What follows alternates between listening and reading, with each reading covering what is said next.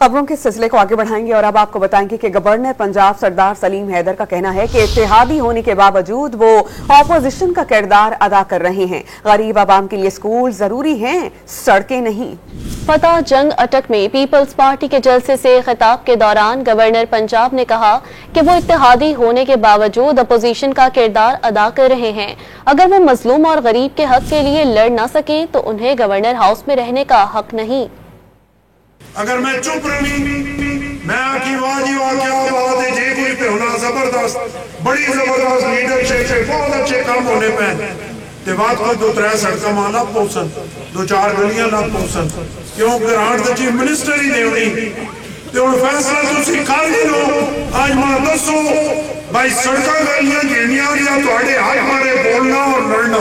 पंजाब च असीं coalition partner हां लेकिन उत्ते अपोजिशन इकल्ला मैं या लाहौर दे अंदर कि जिवें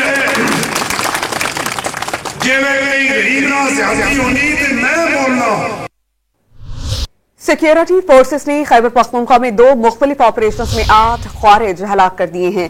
ISPR के मुताबिक टांक में खारजियों की